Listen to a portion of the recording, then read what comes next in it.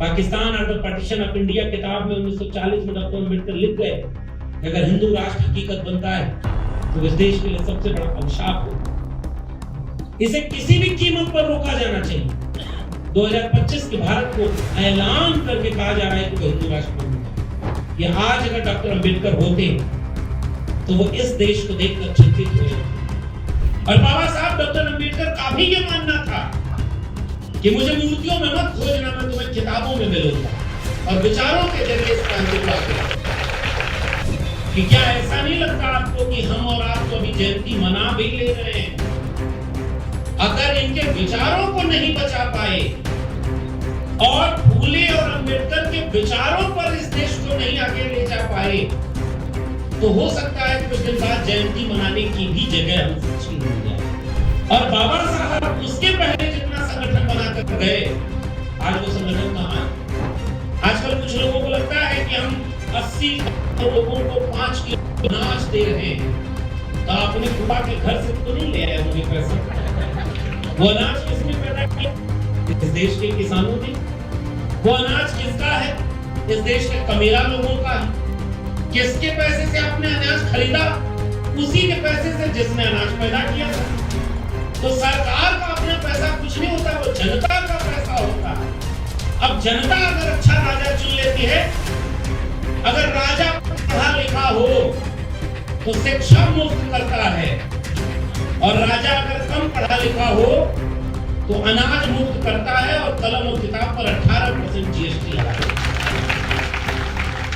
मैंने किसी का नाम नहीं लिया, मैं बाबा साहब की किताब लाया हूँ, गाड़ी में लगे ले आना भाई, बिना किताब के कैसे बात हो। सर्व कुशल वासिया माझा जय भीम। मला मराठी येत नहीं, लेकिन महाराष्ट्र के लोगों का इतना प्रेम मिलता है कि अब मराठी समझ लेते हैं। अभी बोलने की स्थिति में नहीं है। उम्मीद करते हैं कि हमारे आपके विचारधारा का ये प्रेम रिश्ता ऐसे ही मजबूत होता रहा तो हम उसी भाषा में अपनी बात रखेंगे। लेकिन आज मैं उम्मीद करता हूं कि मैं हिंदी में बोलूं और आप उसकी इजाजत देंगे। बहुत शुक्रिया। धम्म क्रांति प्रज्ञा पर्व 2025 के इस आयोजन में महाराष्ट्र के इस उसर जगह पर जितने भी हम इस परिसर में एक विचार, एक ख्याल को मानने वाले बड़े बूढ़े बुजुर्ग, माताएं, नौजवान साथी, जितने भी लोग यहाँ आए, सब पहले धम्म क्रांति प्रज्ञा पर्व पर मैं अपनी तरफ से आप सबको क्रांतिकारी जय, जय मंडल, जय संविधान बोलता हूं। इंकलाब जिंदाबाद। सबसे पहले बधाई देना चाहता हूं इस आयोजन समिति को, जिसने कार्यक्रम का शीर्षक कितना अच्छा रखा है, धम्म क्रांति प्रज्ञा पर्व। और मैं उम्मीद करता हूं कि आप चूंकि वैचारिक लोग हैं, सब इसकी अहमियत को समझते होंगे कि इस वक्त इस देश को एक क्रांति की जरूरत है। उस क्रांति का रास्ता क्या होगा? उसका रास्ता इस देश में, आइडिया ऑफ इंडिया में सबसे पहले जिसने बताया उसका नाम है तथागत बुद्ध, और उनके दिए हुए रास्ते का नाम है धम्म क्रांति। तो मुझे लग रहा है बुद्ध के प्रज्ञाशील, करुणा, मैत्री के मानवतावादी रास्ते पर इस देश को एक क्रांति की जरूरत है। और हम उम्मीद करते हैं कि हम जैसे लोग, करोड़ों लोग जो इस देश में इंसान और इंसान को बराबर मानते हैं, वो एक न एक दिन इंसानियत उस क्रांति को जरूर करेंगे। इसकी उम्मीद में मैं अपनी बात यहां पर शुरू करना चाहता हूं। और वो क्रांति होगी किस रास्ते? धम्म पर चलने की। उसका सबसे बड़ा टूल है प्रज्ञा। और इसके लिए मैं पूरी आयोजन समिति को बधाई देता हूं कि आपने प्रज्ञा की अहमियत को समझा। वरना आजकल इस देश में जो लूटा जा रहा है, जिसको खतरे में बताया जा रहा है, असली खतरा वहां नहीं बताया जा रहा है। असली खतरा यह है कि अब लोगों की प्रज्ञा को ही खत्म किया जा रहा है। अगर आप सच बोलेंगे, आप वो बोलेंगे जो आपको सच लगे, तो आप मुश्किल में होंगे। बहुत पहले एक शायर ने लिखा कि जो सर रखते हैं और सर के भीतर एक मगज रखते हैं, आजकल वो बड़ी मुश्किल में। आजकल सबसे आनंद में कौन है? जिसके पास सर का मतलब ये नहीं है कि सर 1 है 10 है, वो सब नहीं मतलब, लेकिन मगज है कि नहीं, बुद्धि है कि नहीं, विवेक है कि नहीं, तर्कशीलता है कि नहीं। जिसके पास ये नहीं है वो सबसे खुश है, और जिसके पास ये है वो परेशान है कि ये देश आगे कैसे चलेगा। और इसलिए हम प्रज्ञा की बात करने वाले इतने लोग यहां पर इकट्ठा हुए हैं। प्रज्ञा बचेगी तो वो ये फैसला लेना आसान कर देगी आने वाली पीढ़ी को कि खाने वाली चीज गोबर नहीं होती, हलवा होती है। और जब प्रज्ञा नहीं रहेगी तो फिर क्या होगा? जो पहले भी होता चला आया था। इसलिए आयोजकों का मैंने सबसे पहले शुक्रिया अदा किया। और प्रज्ञा के कई रास्ते हैं। अब तो वो बुद्ध विहार नजर नहीं आते उस तरह से। और बाबा साहब डॉक्टर अंबेडकर ने जो बुद्धा एंड हिज धम्मा में लिखा, उसकी चिंता मैं यहां से साझा करना चाहता हूं। जो जिम्मेदारी उनकी थी, जो हमारे विचारधारा के प्रतिपक्षी हैं। 100 साल उन्होंने अपना एक संगठन चलाया। मैं नाम नहीं लूंगा, आप समझ जाएंगे मैं किसकी बात कर रहा हूं। बिखरा नहीं, टूटा नहीं, अलग नहीं हुआ। और बाबा साहब उसके पहले जितना संगठन बनाकर गए, आज वो संगठन कहां है? तथागत बुद्ध जो रोशनी दिखा गए, जो दुनिया में भी फैली, आज बुद्ध के रास्ते पर कौन खड़ा है? इसलिए ऐसे वैचारिक आयोजन जो इतने शानदार होते हैं, आप जिस शहर जिस इलाके में रहते हैं, नागपुर, कल यवतमाल जब हम थे, काशी भाऊ भी वहां थे, हम लोग साथ में। और उसके बाद यहां तक जब आए, हमने कई चौराहे ऐसे देखे जिसमें हमारे नायकों की मूर्तियां हैं, तस्वीरें हैं, प्रतिमाएं बनी। और आंदोलन यहां ज्यादा मजबूत है, विचारधारा के लोग यहां ज्यादा हैं, जय भीम के झंडे हैं। और जिस वक्त हम यहां आयोजन कर रहे हैं, केवल महाराष्ट्र में सैकड़ों जगह ऐसे आयोजन हो रहे होंगे। सही है ना? यानी आंदोलन कैसे चलता है, संगठन की अहमियत क्या है, विचारधारा पर खड़े होकर के इस विचार को आगे ले जाने के लिए क्या करना होता है।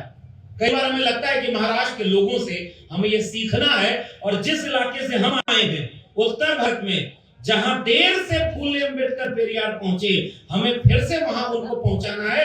तब जाकर के संविधान का भारत बनेगा और तब जाकर प्रज्ञा का भारत बचेगा।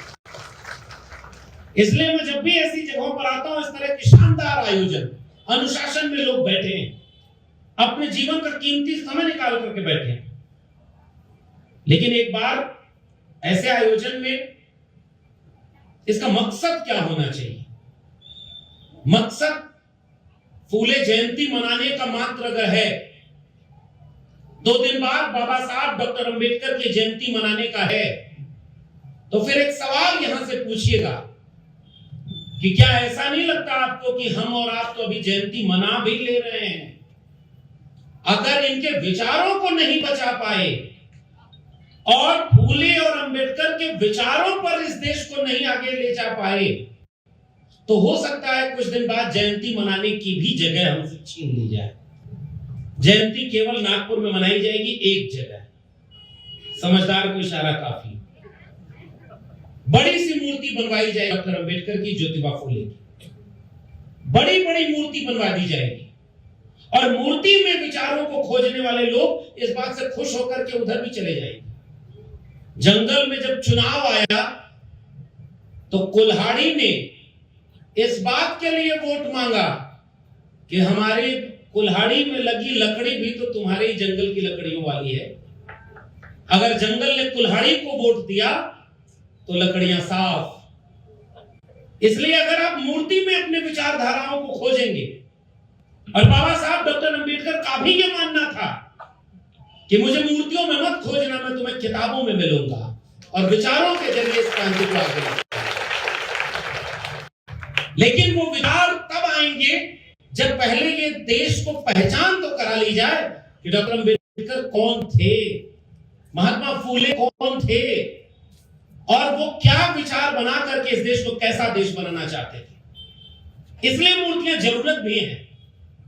सिलेबस में भी तस्वीरें होनी चाहिए, और वो तस्वीरें संसद भवन के गलियारों से लेकर के सबसे आखिरी के किसी गांव के चौराहे तक होनी चाहिए, ताकि इस देश के सबसे हाथ पर ढकेल दिए गए उन लोगों को आत्मविश्वास मिले जिनको मनुष्य ही नहीं समझा गया था। उनको भी ये महसूस हो कि उनके बीच से कोई निकला, कलम और किताब लिया और अपनी तकदीर को बदल करके इस देश को संविधान दिया है और करोड़ों लोगों को आज भी मानवता का पाठ पढ़ाया है। वो हमारा नायक है और वो उसकी मूर्ति लगी, हम उसको अपना नायक है। इसलिए पहली लड़ाई तो इसी से आती है, पहले परिचित हो जाए।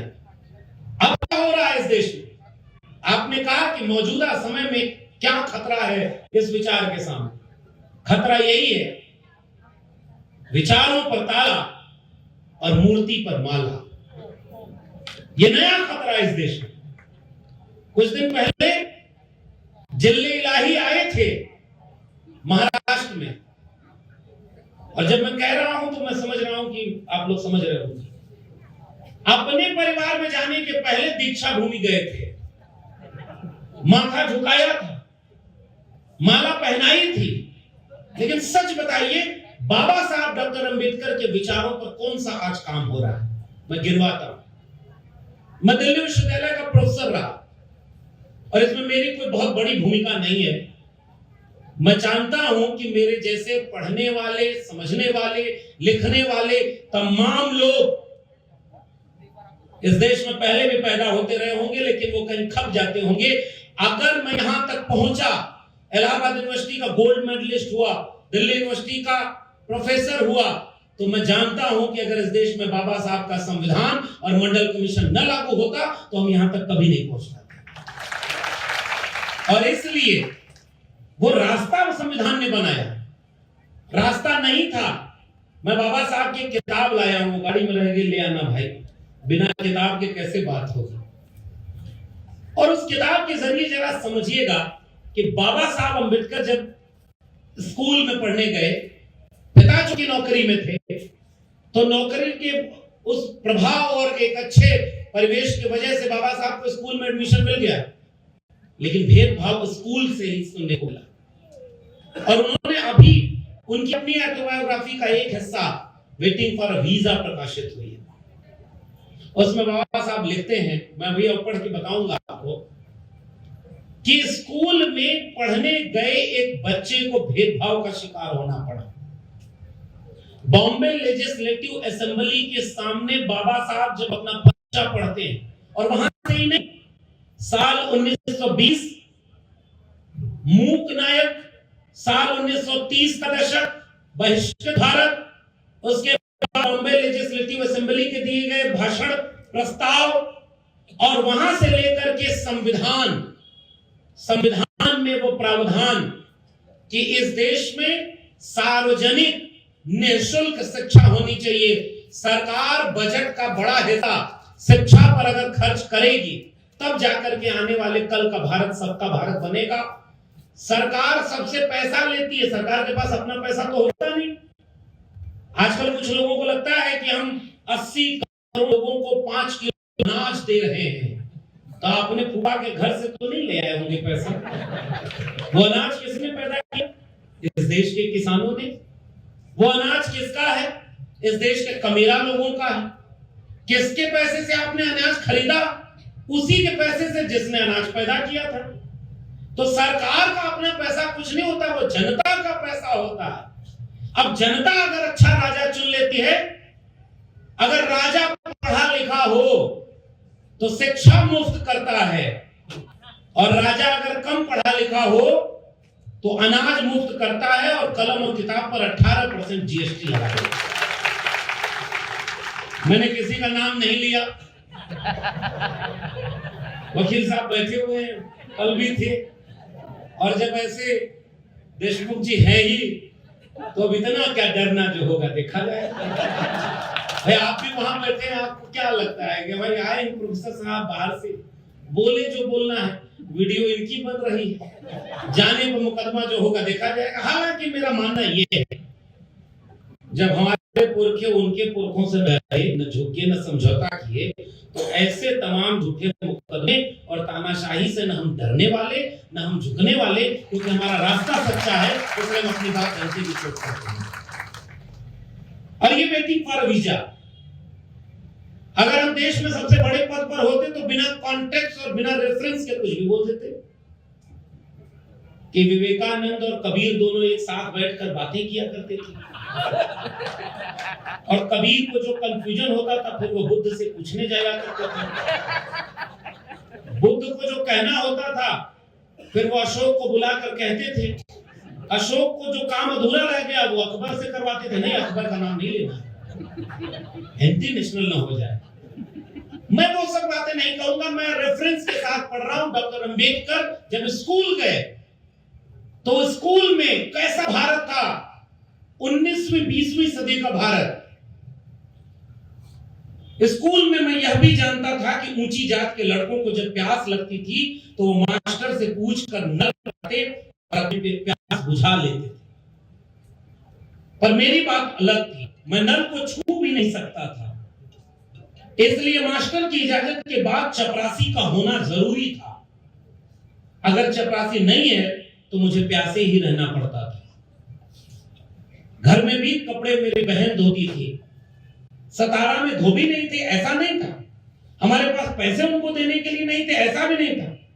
हमारी बहन को कपड़े इसलिए धोने पड़ते थे क्योंकि अछूतों का कोई धोता नहीं था। हमारे बाल भी बड़ी बहन काटती थी क्योंकि हमारा अछूतों का बाल कोई काटता भी नहीं था। मैं सब ये जानता था, लेकिन उस घटना के बाद ऐसा लगा कि मैंने जो पहले कभी महसूस नहीं किया, उसी से मैं छुआछूत के बारे में सोचने लगा। उस घटना के पहले मेरे लिए सब कुछ सामान्य था, जैसे एक सवर्ण हिंदू और अछूतों के लिए आमतौर पर सामान्य नहीं है। ये वेटिंग फॉर वीजा में बाबा साहब लिख रहे हैं, यानी स्कूल का पानी एक ही स्कूल में पढ़ने वाले, एक साथ पढ़ने वाले विद्यार्थी को भी नहीं पीने को मौका था क्योंकि जाति अलग थी। It's happen only in India.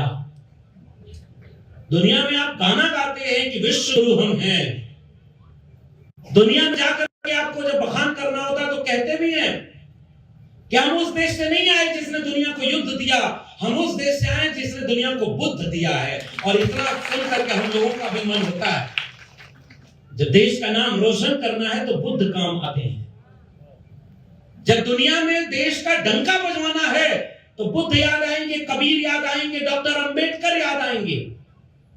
जिसको गोली मारे वो गांधी भी कभी कभी काम आ जाते हैं। और जिनके विचारों का देश वो लोग बनाना चाहते हैं, उसमें से एक भी कहानी दुनिया में जाकर ये नहीं बताते। अगर आप जिसके विचार का देश बनाना चाहते हैं और जो आपकी किताबों में लिखा है उसको भी दुनिया को बताएं। उसको बताने का काम जिस युग पुरुष ने किया उसका नाम महात्मा फूले था, जिसने कायदे से उस विचार की खोज करी। और कल मैं यवतमाल में था, मुझे कितना बढ़िया सौभाग्य मिला। अब तो पहले भी मेरे पास ऑथेंटिक सूचनाएं थी, वेबसाइट से, गूगल से। आजकल ग्रोक आ गया है, जो नई पीढ़ी के लोग होंगे वो जानते होंगे। एआई का टूल है ग्रोक, उससे अगर आप पूछ दीजिए अंग्रेजों के खिलाफ लड़ाई के दौरान माफी किसने मांगी थी, झट से वो नाम बता देता है। महात्मा फूले के दंपति सावित्रीबाई फूले स्कूल में जब पढ़ाने जाती थी तो पत्थर और मैला कौन मारता था वो तुरंत वो ग्रुप बता देगा। लेकिन सिनेमा बना करके अगर ज्योतिबा फूले पर आकर फिल्म दिखाना चाहे तो सेंसर बोर्ड कैंची चला देगा। पता है कि नहीं? कल रिलीज होने वाली थी, कल यवतमाल में थे, वहां भी मैंने ये बात कही। आपकी फिल्म नहीं चली, अब 25 अप्रैल को आएगी।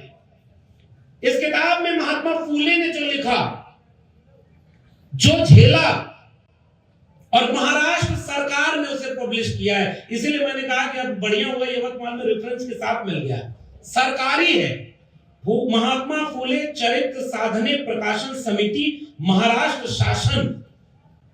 अब अगर सरकार ये कह रही है और कल देश के महामहिम, प्रातः स्मरणीय, नित्य वंदनीय, अवतारी प्रधानमंत्री जी ने भी अगर महात्मा फूले को बधाई दी है जयंती की, तो मेरा फर्ज बनता है कि महात्मा फूले के विचारों पर खुल करके बात करूं कि गुलामगिरी ने उन्होंने क्या क्या लिखा है। अब इसलिए मैं आपके सामने गुलामगिरी भी ऑथेंटिक लेकर के आया।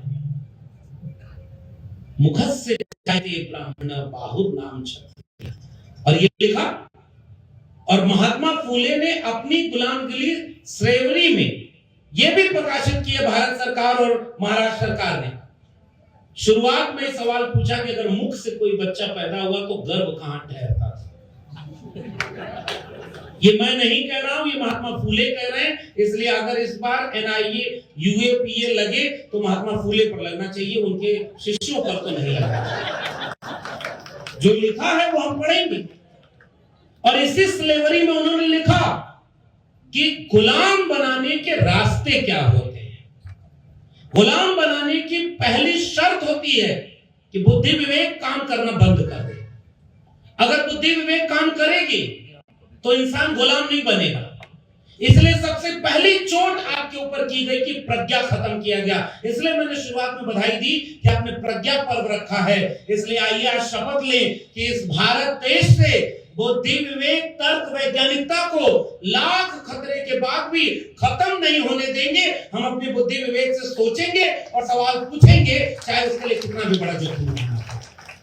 और सवाल पूछा हमारे पुरुषों ने, जिनकी तस्वीरें लगी हैं, जिनकी लोग बधाई देते हैं। अगर प्रधानमंत्री जी ज्योतिबा फूले की जयंती की बधाई न देते तो मैं गुलामगिरी को नहीं पढ़ता। मैं नहीं बताता आपको कि ब्रह्मा के बारे में इसमें क्या लिखा है। अब इसके आगे तो नहीं बोलूंगा, अगली बार भी तो ये कार्यक्रम होना है, तो आपको भी ज्यादा मुश्किल में न डालनी। लेकिन एक बार मन में है एक सवाल पूछने का।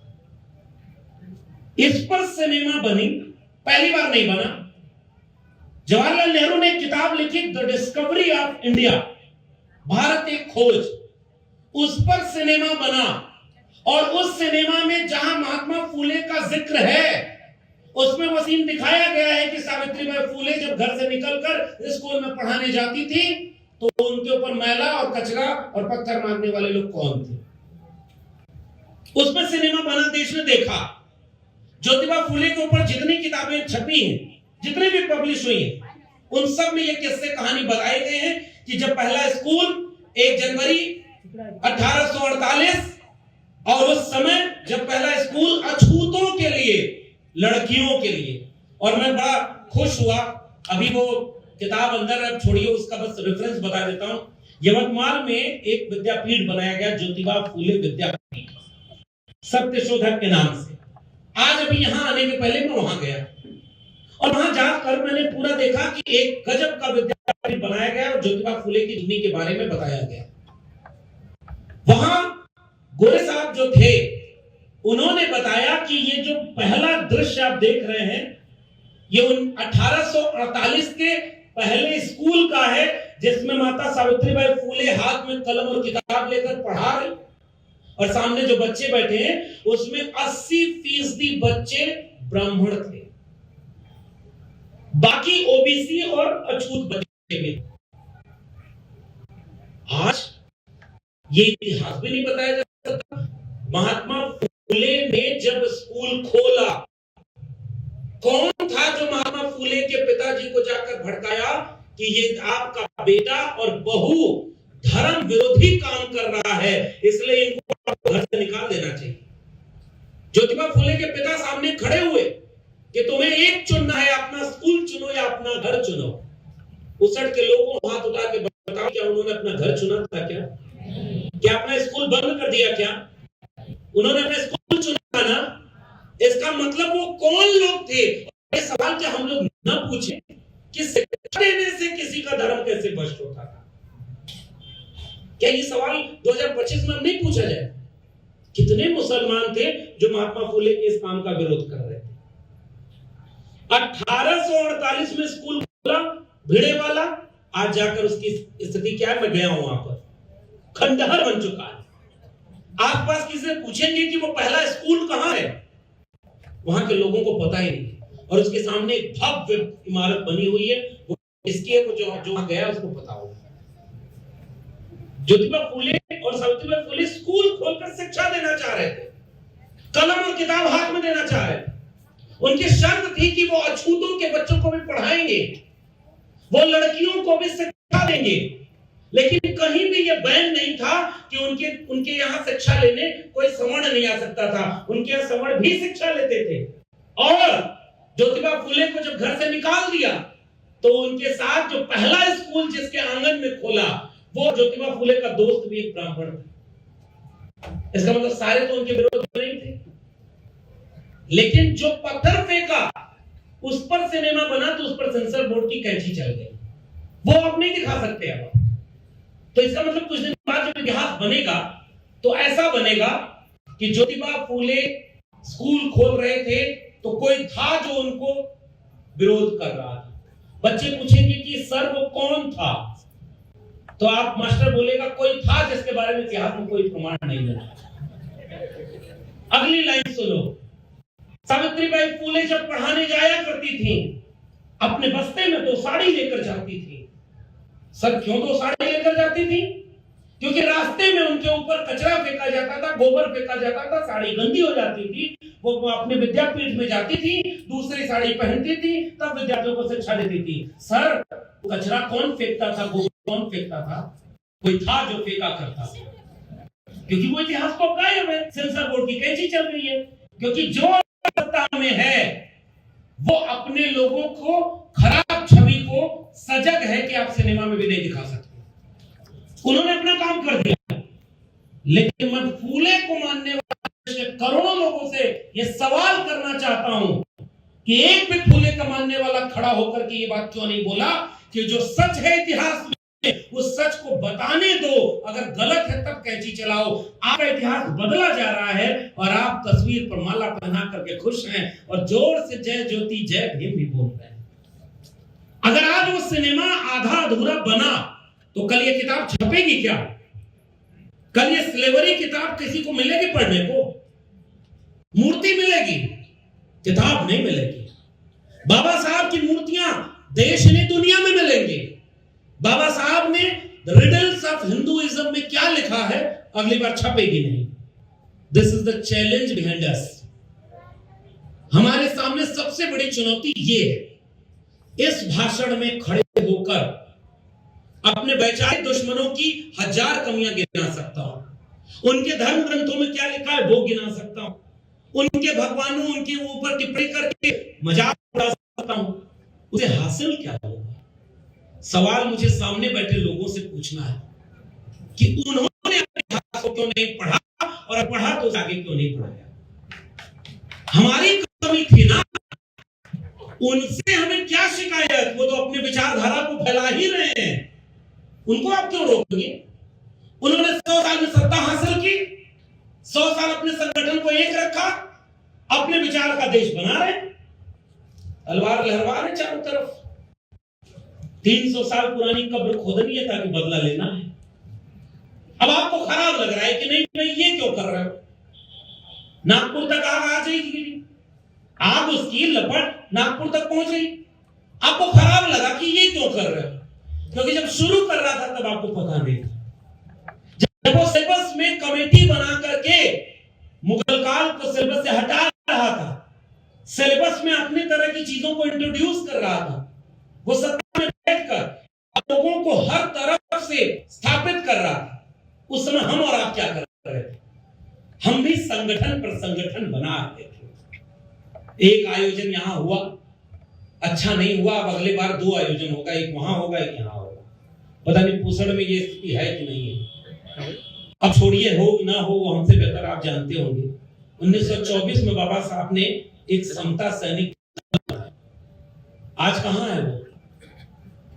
ये थोड़ा हम अपना मूल्यांकन कर लें। गुदगुदी वाला भाषण देना भी अच्छा लगता है और सुनना तो और अच्छा लगता है, लेकिन जरा इसका मूल्यांकन होगा। फुसड़ के वैचारिक लोगों, बुद्धिमान लोगों, हम आखिरी पड़ाव पर खड़े हैं। अगर हम अपने अतीत को नहीं बचा पाए, अगर हम अपने महापुरुषों के विचारों को नहीं बचा पाए, 25 साल बाद इनके विचारों को कोई जानने वाला और बताने वाला भी नहीं मिलेगा। ये चुनौती हमारे सामने, वो एक रहे, बहुत अभी ताकत, इसकी जरूरत नहीं।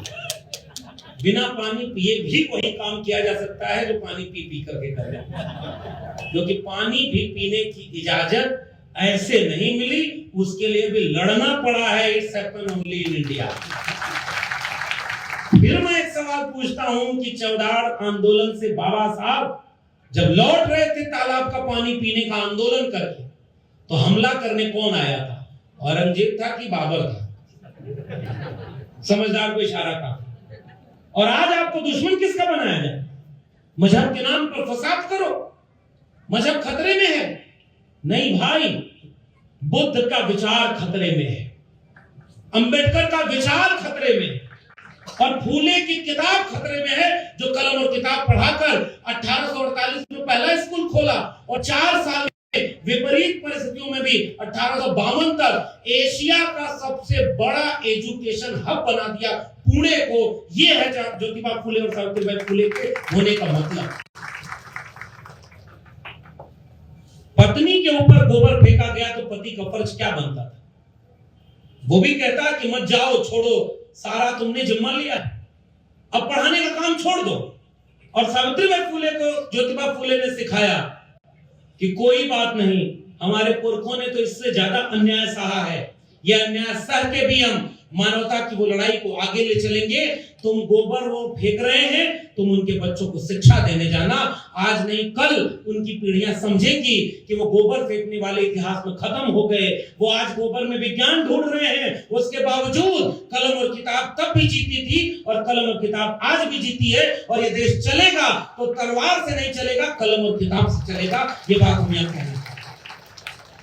हम भी चाहते हैं कि इस देश में कलम बांटी जाए, और जिसकी ताकत है वो क्या बांट रहा है, लेकिन गलत है कि वो कुछ और बांट रहा है। अपने बेटा बेटी को वो कलम बांट रहा है। उन सब के बेटा बेटी भारत के अच्छे स्कूलों में पढ़ते हैं, अच्छे कॉन्वेंट स्कूलों में पढ़ते हैं। जब वो दिल्ली जाते हैं तो डीयू में पढ़ते हैं, जेएनयू में पढ़ते हैं, जामिया में पढ़ते हैं। अगर वो प्राइवेट में हैं तो गलगोटिया लवली प्रोफेशनल यूनिवर्सिटी में पढ़ते हैं। और अगर उनके माता पिता बहुत सक्षम हैं तो वो अपने बेटा बेटियों को विदेश में पढ़ने भेजते हैं और ट्वीट करके बोलते हैं कि आज मेरी बिटिया ने फला परीक्षा पास कर ली, अब वो इतने लाख सालाना पैकेज पर वहां पर अपॉइंट की है, अब मैं उसके कैंपस में डिग्री लेने वहां पर कन्वोकेशन में गया हूं। और जैसे ही वो भारत लौटता है नेता, वैसे ही एक आग लगाने वाला भाषण दे देता है, अरे तुम सोए हो हिंदुओं, जागो जागो तो हिंदू, जागो जागो तो। महाराष्ट्र के मुख्यमंत्री का बयान याद आया कि नहीं? पता नहीं, आप लोग वो भी नहीं सुनते इसका। इस समय जो है वो उन्होंने बहुत अच्छा गीत गाया था जगाने का, और जाग गया तो कहां गया? अगर इस देश में जिसको जागना है, अगर वो कोई जागेगा तो पहला सवाल क्या पूछेगा? मेरे बेटा बेटी को अच्छी शिक्षा कब मिलेगी, कहां मिलेगी, कैसे मिलेगी? जो जागा है वो पूछेगा कि मेरे बेटा बेटी को अच्छा रोजगार कहां मिलेगा। जो जागा है वो पूछेगा कि हमारी किताब कलम महंगी क्यों हो रही है, शिक्षा महंगी क्यों हो रही है। और यहां जो जाग रहा है वो 300 साल पुराना बदला लेने जा रहा है। इसका मतलब वो जागा नहीं है, आपस में लड़ाया जा रहा है। महात्मा फूले के सामने भी ये चुनौती थी। महात्मा फूले जिस आइडिया ऑफ इंडिया को बना रहे थे, वो एक रिले रेस की तरह उनके हाथ तक मशाल पहुंची थी। और वो मशाल ऐसे ही नहीं पहुंची थी, उस मशाल को जलाया था किसी तथागत बुद्ध ने, जिसने प्रज्ञाशील करुणा की रोशनी जलाई। मैं जवाब ये पूछना चाहता हूं इस देश के लोगों से, बुद्ध के खिलाफ उस समय युद्ध किसने छेड़ा था? नाम लीजिए अगर किसी का नाम आपको याद है तो। बुद्ध के खिलाफ सबसे ताकतवर तरीके से बुद्ध के विचारों को इस देश से मिटाने का काम किस राजा ने किया था? पुराने लोग जानते होंगे, बताइए। सारा मैं अपने ही क्यों बोलूं, कुछ आपको भी उसमें गुनाहे शरीक कर लेता हूं। किसी शुंग का नाम था, कुछ था, देखिए कोई जोर से आवाज आई। वो कौन था? किस देश का रहने वाला था? क्यों बुद्ध के खिलाफ था? क्यों लाइब्रेरी चलाई? किसने बुद्ध को, जिस वृक्ष के नीचे ज्ञान प्राप्त हुआ, उससे किसकी दुश्मनी थी? बुद्ध के विचारों को खत्म क्यों किया गया? सम्राट अशोक जैसा एक सम्राट और चक्रवर्ती सम्राट पैदा हुआ, जिसने जब तलवार हाथ में पकड़ी तो ऐसा नहीं था कि उस तलवार के लिए झूठ लिखना पड़े कि कितने किलो की तलवार थी। कलिंग की नदियों का पानी रंग बदल गया, और जब तलवार रख दी तो बुद्धिज्म का परचम पूरे देश ने, दुनिया में फैलाया। ऐसे सम्राट अशोक को हम अपना राजा मानते हैं। मानवता का संदेश पहुंचाया सम्राट अशोक ने। यहां भी तस्वीर लगी है, पहली तस्वीर सम्राट अशोक की। आजकल कुछ लोग कहते हैं अखंड भारत बनाना। अखंड भारत बनाया किसने और किसके विचार पर चलकर बनाया था? मानवता के विचार पर चलकर अखंड भारत बना। 84,000 गांव में जहां होता है ना, कोई चीज हमारी है तो वहां जाकर खूंटा गाड़ दिया कि यहां से लेकर यहां तक हमारा है। 84,000 स्तूप बनवाकर इस देश के कोने कोने में, अगर इस देश को किसी एक चीज का देश बनाया तो बुद्ध का देश बनाया। और वो काम करने वाले सम्राट अशोक का इस समय हमें याद करना इतिहास जरूरी है। कुछ दिन पहले खुदाई करवा रहे थे सब, आजकल नया नया काम दिए। पहले था भारत जोड़ो अभियान, आजकल भारत खोदो अभियान चल रहा है। अपनी इबादत घर में नहीं खोद रहे, वो दूसरे की इबादत घर में जाकर कह रहे इसके नीचे वो है, वहां जाकर कह रहे इसके नीचे वो है, तीसरी जगह जाकर कह रहे उसके नीचे वो है। मैं सोचता हूं कि अगर खुदाई गलती से गहरी हो गई तो उस खुदाई में सबसे नीचे क्या मिलेगा? जरा जोर से बताना, जोर से बताइए। इस देश की बुनियाद में सबसे पहले अगर किसी की मूर्ति मिलेगी तो उसका नाम क्या है? गौतम बुद्ध की मूर्ति मिलेगी। ये बुद्ध का देश रहा, और बुद्ध किसी जाति के लिए नहीं, किसी एक समुदाय के लिए नहीं काम किए। इसलिए हम बुद्ध को अपना नायक मानते हैं। बुद्ध से पूछा किसी ने कि आपका सबसे जरूरी पैगाम क्या है? तथागत बुद्ध ने कहा किसी किताब में लिखा हो तो सच मत मान लेना, कुछ लोग कहते हो तो सच मत मान लेना, ढेर सारे लोग कहते हो तो भी सच मत मान लेना। वो सच मानना जो तुम्हें सच लगे। अप दीपो भव, नहीं अपना दीपक स्वयं बनो। उस रोशनी को जगाने वाले नायक को हम आइडिया ऑफ इंडिया की पहली रोशनी करें। जिस घर में आज हम रह रहे हैं, आइडिया ऑफ इंडिया, भारत, इस भारत की बुनियाद को बनाया हमारे पुरखे ने। उसने नींव खुदाई की, और उस खुदाई में सबसे गहरे पहली ईंट रखी तो प्रज्ञा की, करुणा की, प्रेम की, मैत्री की ईंट रखी, मोहब्बत की ईंट रखी। और आज कुछ लोग उस ईंट को उखाड़ कर नफरत करना चाहते हैं। जिसका घर होता है उसे उससे मोहब्बत होती है। जो इस घर को अपना नहीं समझता वो ऐसी कोशिशों में खामोश रह जाता है। उस मशाल, उस रिले मशाल को रोशनी जलाकर तथागत बुद्ध ने सम्राट अशोक को पकड़ाई होगी। सम्राट अशोक ने अपने बाद के ऐसे लोगों को पकड़ाई होगी। वो मशाल चलते चलते किसी संत कबीर के हाथ में आई होगी, और संत कबीर ने इस देश को समझाया होगा कि तुम कद बाबन हम कद सूद, हम कद लोहू तुम कद दूध, एक बूंद ते सब उत्पन्ना कौन बाबन कौन सूदा। अरे काकर पाथर जोर के मस्जिद लई चुनाए ताचड़ मुल्ला बाग दे क्या बहरा हुआ खुदा है। तो पाहर पूजे हर मिले तो मैं पूजूं पहाड़ ताते ये चाकी भली, पीस खाए संसार अरे दो रान पाई, हिंदू की हिंदुआई देखी तो करती तो। ये है आइडिया ऑफ इंडिया की वो मशाल जो कबीर ने जलाई। संतों ऐसा जग बौराना, और सांच कहो तो मारन धावे, और झूठ है जग पतियाना। संतों ऐसा जग बौराना। कबीर को उस समय पता था 700-800 साल पहले कि सच बोलोगे तो मारे जाओगे, और आज हम अपनी आंखों के सामने देख रहे हैं। मैं सच बोलूंगा और मारा जाऊंगा, वो झूठ बोलेगा और लाजवाब कर देगा। इसी बात को वसीम बरेलवी ने लिखा कि वो झूठ बोल रहा था इतने सलीके से, मैं एतबार नहीं करता तो और क्या करता। उसने झूठ बोला। अब किसने चाय बेची नहीं बेची मुझे नहीं पता, 35 साल भीख या 40 साल भीख मुझे नहीं पता, मैं उस पर कुछ कहूंगा भी नहीं। मैं ये भी नहीं कहूंगा कि डिग्री ओरिजिनल है या फर्जी, लेकिन जिस महापुरुष के विचारों पर बात करने में आया हूं, उस महापुरुष के पास कहने वाले तो कहते हैं कि 32 डिग्रियां थी और सारी डिग्री ओरिजिनल थी। उस डॉक्टर बाबा साहब अम्बेडकर के बात तो संत कबीर ने उस रिले मशाल को, ज्ञान की प्रकाश की मशाल को किसी संत कबीर ने आगे बढ़ाया होगा। मन न रंगाए रंगाए जोगी कपड़ा, किसी संत कबीर ने आगे बढ़ा के कहा होगा, बड़ा हुआ तो क्या हुआ जैसे पेड़ खजूर, और पंथी को छाया नहीं पर लागे दूर। किसी कबीर ने इस देश को समझाया होगा कि अगर माया तो मन में पुरे, अजीब फिरे मुख माई, और मनवा तो 34 पुरे, यह तो सुमरन नाई। मोको कहां ढूंढे रे बंदे, मैं तो तेरे पास में, ना मैं मंदिर ना मैं मस्जिद ना काबे कैलाश में, ना मैं जप में ना मैं तप में, ना मैं व्रत उपवास में, खोजी हुए तो तुरते मिलियो पल भर की तलाश में, कहें कबीर सुनो भाई साधो, मैं तो हूं विश्वास में। ये आइडिया ऑफ इंडिया की बात है, उसमें नफरत कहीं नहीं थी, मोहब्बत थी, इंसानियत थी, प्रेम था, करुणा थी। आज हमारी बातें लोगों को खराब लगती हैं, जबकि हम बात कर रहे हैं प्रेम की, करुणा की, कबीर की बात करना, इस देश की बुनियाद की बात करना। और उस रिले मशाल को जो बुद्ध ने जलाया था वो कबीर तक रोशन हो रही थी। कबीर ने उस रोशनी के साथ एक खतरा देखा था। कबीरा खड़ा बाजार में लिए लुकाठी हार, और जो घर जा रहे हो आप ना चलो हमारे साथ। लेकिन कबीर का साथ देना समाज ने मुनासिब नहीं समझा। कितने लोग कबीर के रास्ते पर चल रहे हैं? कबीर कहां गए? और आइडिया ऑफ इंडिया में कबीर कहां है? नफरत की बुनियाद में 2025 के भारत में कबीर को याद करना, अपनी जड़ों को याद करता हुआ एक पत्ते की तरह होना है कि अगर जिसकी जड़ें सूख जाएं, पत्ते और डालियां हरी नहीं रह सकती। उस रिले मशाल को कबीर ने रविदास को पकड़ाया होगा। रविदास ने लिखा होगा कि जस कीर्तन के पात पात में पात, तस मानुष के जात जात में जात, रविदास मानुष न जुड़े जब तक जात न जात। ऐसा चाहूं राज में जहां मिले सबन को अन्न, छोट बड़ो सब संग से रविदास रहे प्रसन्न।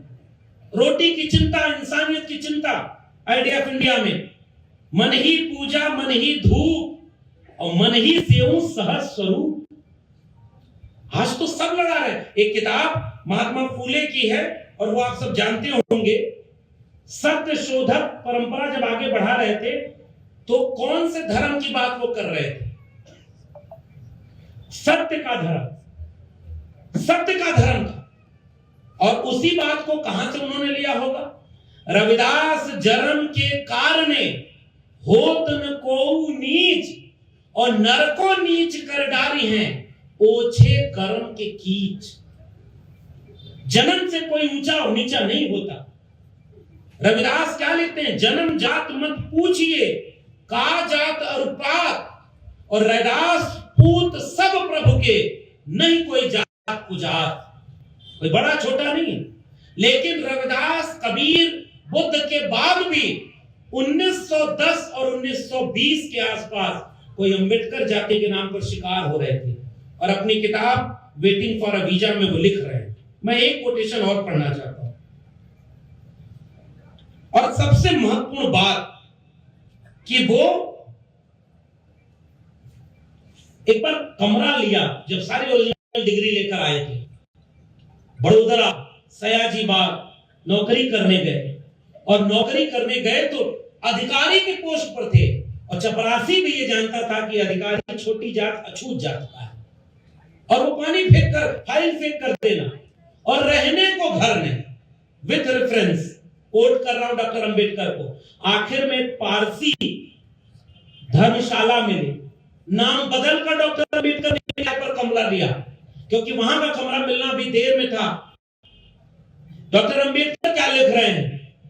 मैं जानता था कि यह नाटक मैं ज्यादा दिन नहीं कर सकता और मुझे किसी ने पहचान लिया जाएगा, किसी दिन पहचान लिया जाएगा, इसलिए सरकारी बंगला पाने की कोशिश कर रहा था। लेकिन प्रधानमंत्री ने मेरी याचिका, तो उस राज्य के अपने अधिकारी की बात है, उस गहराई से ध्यान नहीं दिया जितनी मेरी जरूरत थी। मेरी याचिका पर एक अफसर से दूसरे अफसर तक जाती रही और मुझे निश्चित उत्तर मिलता रहा। वह भयावह समय एक दिन आ गया। ये उस सराय में 11वां दिन था मेरा। 10 दिन नौकरी किए थे और 11वें दिन की कहानी सुनिएगा।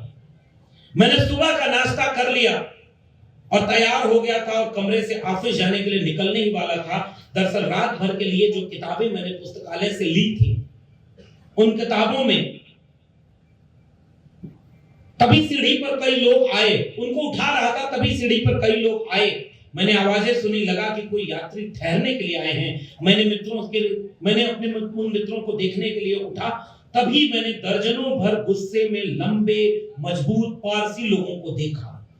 मैंने समझ लिया सबके हाथ में डंडे थे और मेरे कमरे की तरफ आ रहे थे। वे सब लोग मेरे कमरे में इकट्ठा हो गए। ये आइडिया ऑफ इंडिया 1920-1930 का भारत।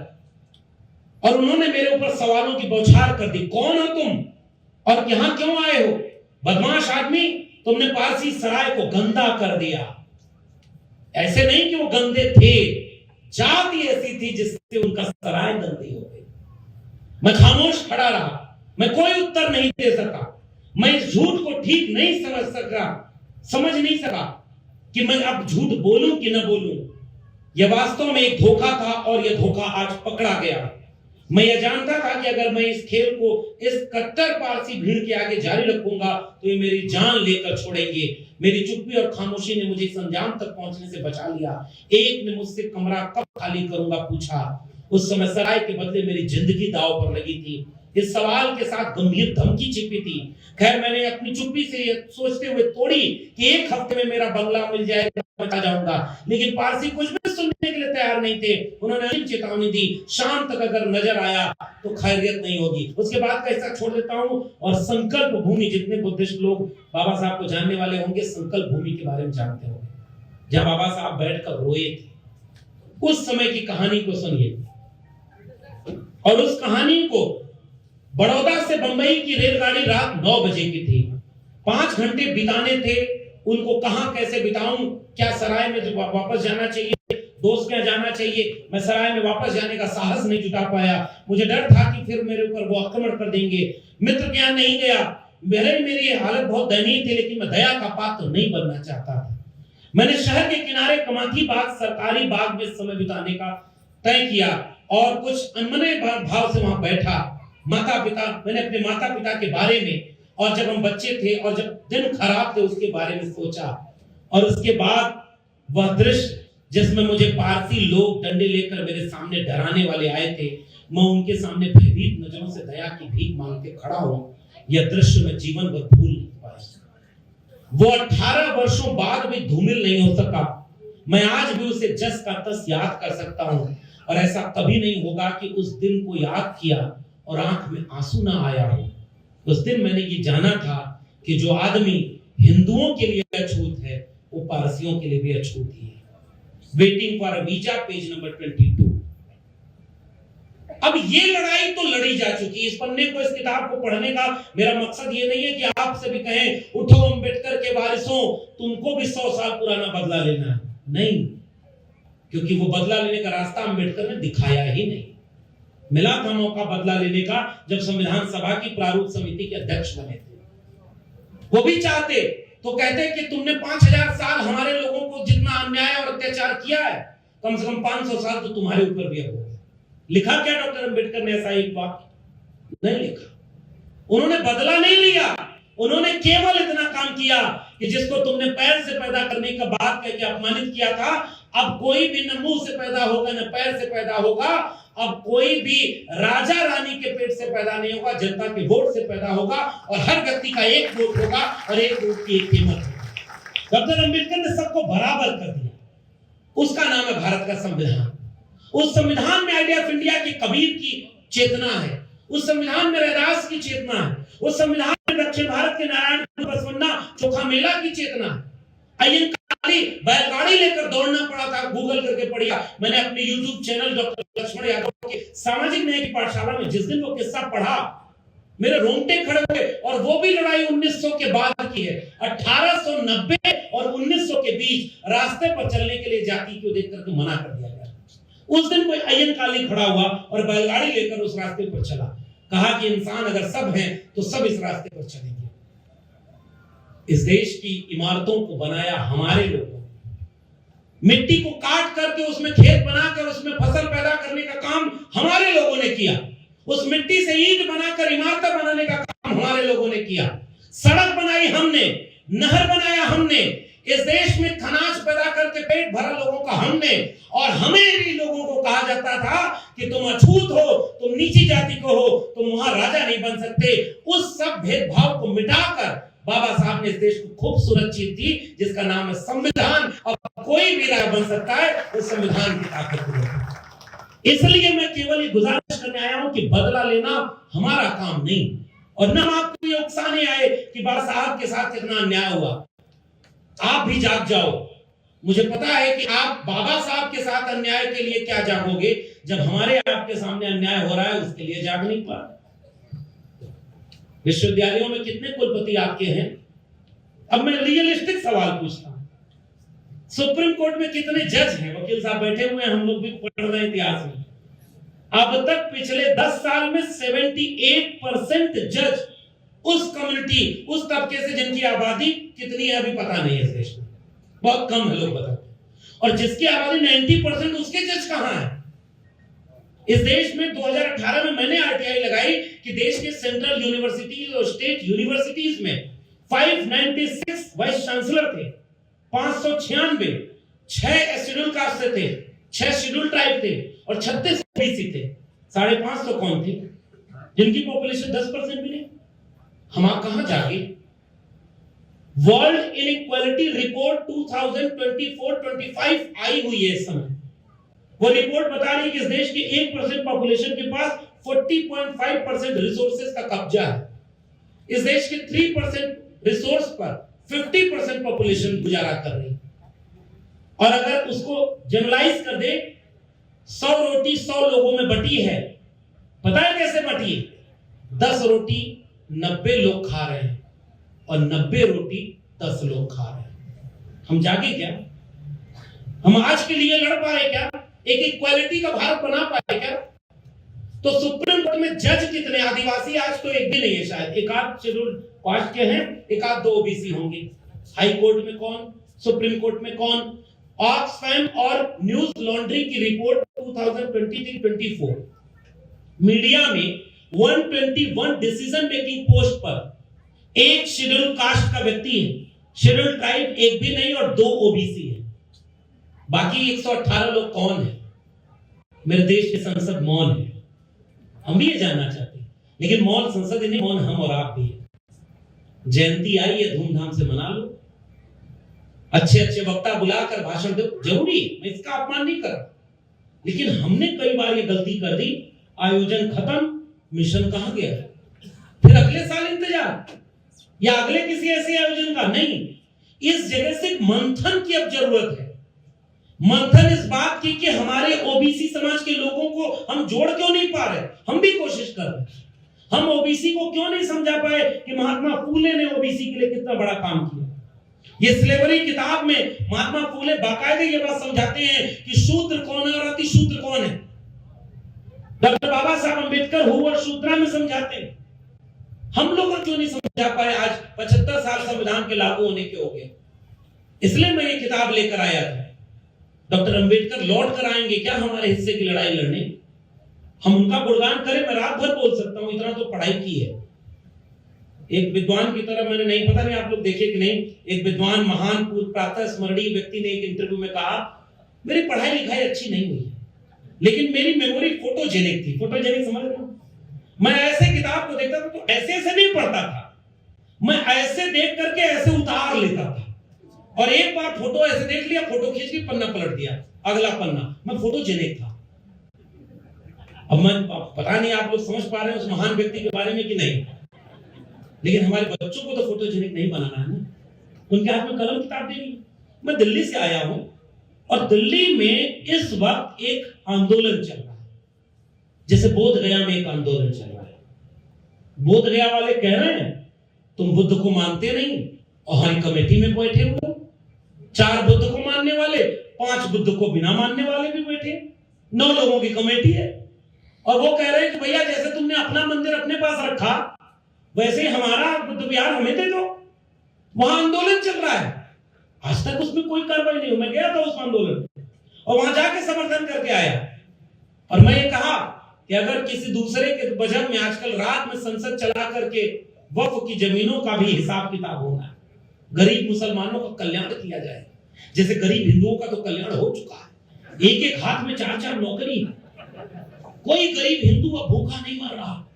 गरीब हिंदू के पास इतने फ्लैट हैं कि अगली रात कहां सोएगा पता ही नहीं कर पा रहा। उसका स्विस बैंक में हर गरीब अकाउंट 2-2 खुलवा के बैठा हुआ। अब गरीब मुसलमानों की चिंता है क्योंकि उसको पता है कोरोना में उसने पहला काम किया था, जरा टेस्ट करूं इस देश में कितने % मूर्ख हैं, तो थाली ताली बजवाई, पता चला कि 100% से भी ज्यादा निकल गए। कोरोना बजाई थी, थाली की रिसाई थी बताई। अरे यहाँ शर्माने क्या जरूरत है, यहाँ ईमानदारी बजाई थी ना। हाँ यहाँ तो सब बोलेंगे नहीं बजाई, उसने मूर्खता का परीक्षण कर लिया साहब। और इस आशा मैं जाने थी बहुत किस्से नहीं सुनाता, अभी देशमुख साहब के बैठा था तो मैं यही जिक्र कर रहा था। पहले मैं भी बहुत सारी किस्से ऐसे सुनाता था, कुछ मुकदमे हुए उसके बाद मैंने भाषा बदल दी क्योंकि मैं वकील खोज रहा था जो हमारे हिस्से की लड़ाई लड़े। उसने कहा हम आपके लिए जान दे देंगे, हमने कहा नहीं, केवल बेल दिलवा दो। वो काम नहीं हो पाया क्योंकि ढंग के हमने वकील पैदा नहीं किए, सच बताऊं। इसलिए मैं यहाँ पर अपनी पीड़ा व्यक्त करने आया। मैं उनके बारे में अब मेरे अनुभव से आप समझ गए होंगे कि रात भर उन लोगों के एक-एक पोल खोल सकता हूं कि उन्होंने इस देश को कैसे अपनी गिरफ्त में ले लिया, लेकिन उनसे क्यों शिकायत करना साहब, उनको वही करना था, उन्होंने किया। वो अपने विचारधारा के लिए ईमानदार थे, वो कमिटेड थे, चाहे सरकार जीत के बनानी हो चाहे खरीद के बनानी हो, पार्टी से पार्टी को तोड़ लेना हो। रात में किसी का जमीर जाग गया, एक कॉमेडियन ने गाना कह दिया कि सच पूछो तो पता नहीं कौन सा गाना उसने गाया था, हाँ वही कामरा, तो उसके ऊपर मुकदमा कर दिया, वो तो तमिलनाडु भाग गया। हमारे ऊपर होगा तो हम कहां जाएंगे। इस समय इस देश में आलोचना नहीं सुनी जा सकती, लेकिन सरकार कैसे बन रही है आप देख रहे हैं।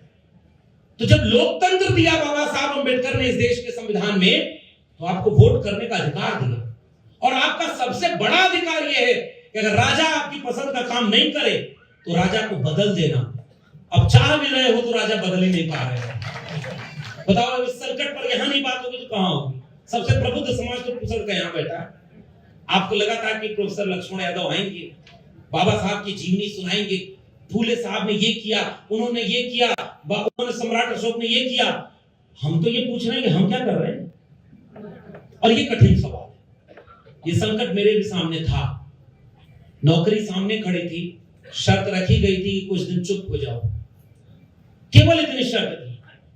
हमने ये सोचा अगर हम गलत होते तो चुप हो जाते, अगर हम फूले की बात करना, अम्बेडकर की बात करना, पेरियार की बात करना, बिरसा मुंडा की बात करना, अब्दुल कयूम अंसारी की बात करना, संत कबीर के दोहे पढ़ना, संत रविदास के बेगमपुरा की बात करना, गौतम बुद्ध के प्रज्ञाशील करुणा की बात करना, देश के संविधान की बात करना, अगर गलत है तो मुझे ये गुनाह कबूल है। सच कहना अगर बगावत है तो समझो हम भी बागी।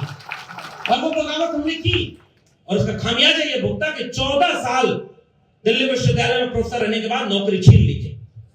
मेरे लहजे में जी हजूर न था और कोई मेरा कसूर न था, केवल इतनी शर्त थी।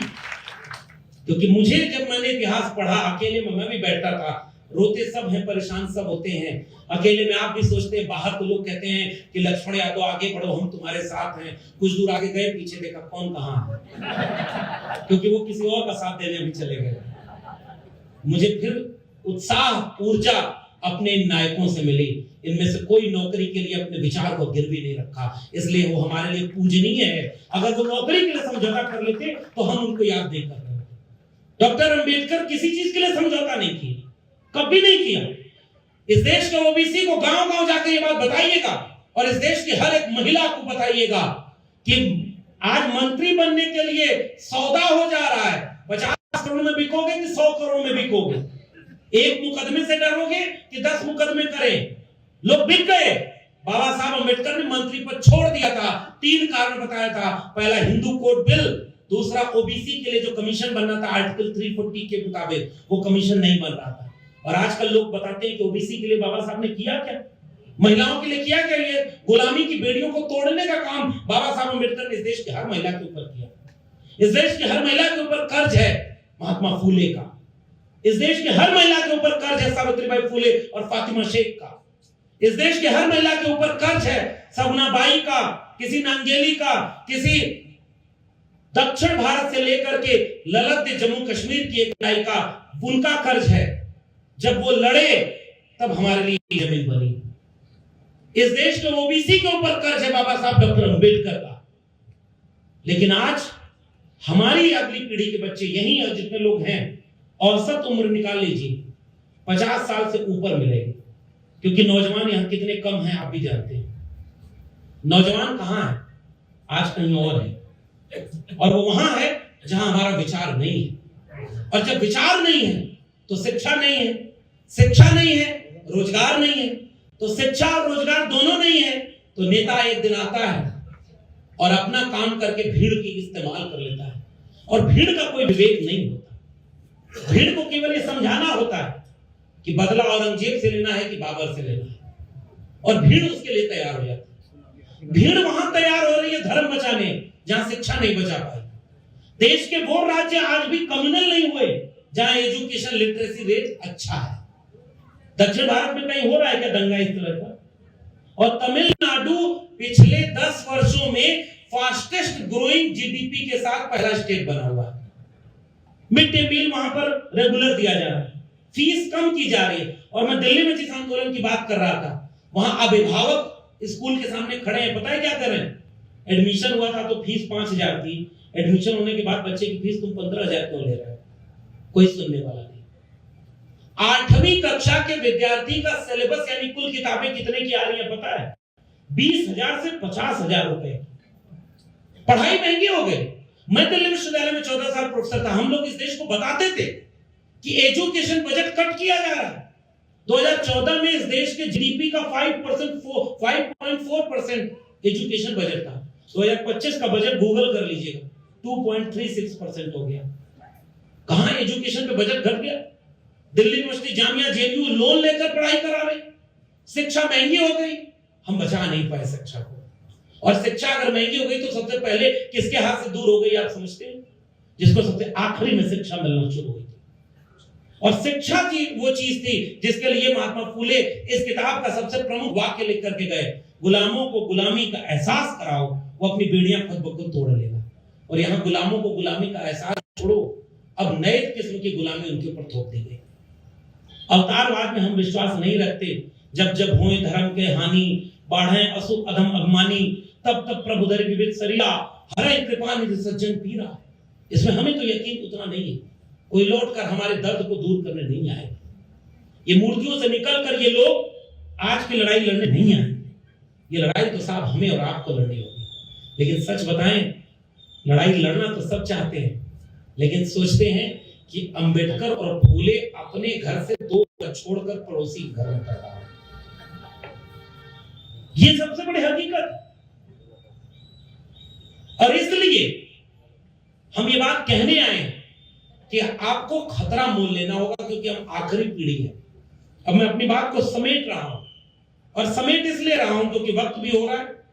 आपने प्रज्ञा का कार्यक्रम किया, धम्म क्रांति प्रज्ञा वर्ष 2025। मैं इमेज कर रहा हूं जब यहां लिखा होगा 2050।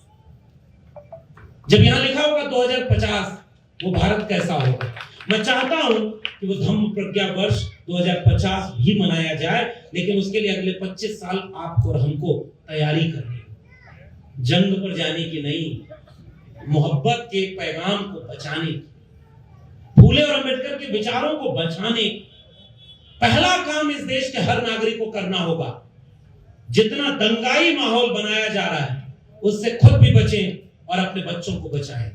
मैं आपसे चाहता हूं कि गुजारिश हाथ उठाकर आप करें कि ये दंगे, ये मंदिर मस्जिद के फसाद, ये हमारी लड़ाई नहीं है, इससे हमें मतलब नहीं। हमारी लड़ाई कलम और किताब बचाने की है। हम कलम और किताब बचाने की लड़ाई को लड़ेंगे। आप सहमत हैं इस बात से? इसलिए शिक्षा बचाना होगा। एक जमाने में नारा लगा करता था, शिक्षा पर जो खर्चा हो बजट का 10वां हिस्सा। समाजवादी और अंबेडकरवादी नारे इस देश में कितने लगे 100 साल में। सन सोपा ने बांधी गांठ, पिछड़ा पावे 100 में 60। उस नारे को जब त्रिवेणी संघ, अर्जक संघ, वाम से मानवकांक्षी राम, समाजवादी आंदोलन, मंडल आंदोलन, वो आंदोलन जब चले, पुराने लोग जानते होंगे, मिटे गरीबी और अमीरी, मिटे चाकरी और मजबूरी, 100 से कम न 1000 से ज्यादा, समाजवाद का यही तकाजा, रोटी कपड़ा सस्ती हो और दवा पढ़ाई मुफ्ती। ये नारे हमारे थे। 2 बातें हैं मोटी मोटी, सबको इज्जत सबको रोटी। ये लड़ाई लड़कर के हम यहां तक पहुंचे, जिसमें समता की चाह नहीं, वह बढ़िया इंसान नहीं। समता बिना समाज नहीं, बिन समाज जनराज नहीं। ऊंची जात की क्या पहचान, गिट पिट बोले करे न काम, छोटी जात की क्या पहचान, करे काम और सहे अपमान। कितना करके यहां तक पहुंचे थे साहब। हमें अभी ऊंची जात के खिलाफ लड़ाई का बिल्कुल नहीं बजाना। हमारी लड़ाई किसी जाति के खिलाफ नहीं है, किसी धर्म के खिलाफ नहीं। हमारी लड़ाई उस व्यक्ति के खिलाफ है जो इंसानियत को इंसानियत से बांटता हो। तुम बड़े उतने मत बनो कि हम छोटे नजर आने लगे। यही लड़ाई हमारी है। उनके पिताजी को हमारा बेटा भी सलाम करे और हमारे पिताजी को उनका बेटा सलाम न करे, नहीं, बराबरी होनी चाहिए। तुम अपने हिस्से की रोटी खाओ, हम अपने हिस्से के खाने दो। हम किसी से लड़ना नहीं चाहते, किसी को हमें पीछे नहीं हटाना, इसलिए वो नारे लगे थे। 100 में 90 शोषित हैं, शोषितों ने ललकारा है, धन धरती और राजपाट में 90 भाग हमारा है। 10 का शासन 90 पर अब नहीं चलेगा, नहीं चलेगा। ये नारा इस देश में लगा था। अब सच सच बताइएगा, किसका शासन किस कर पर चल रहा है बताइए। इस देश में कोई दलित मुख्यमंत्री आज है क्या? कोई विचारधारा का आज हमारी सरकार है क्या?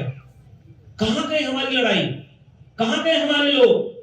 जो जमीन को जोते बोए वो जमीन का मालिक होए, जो जमीन सरकारी है वो जमीन हमारी है।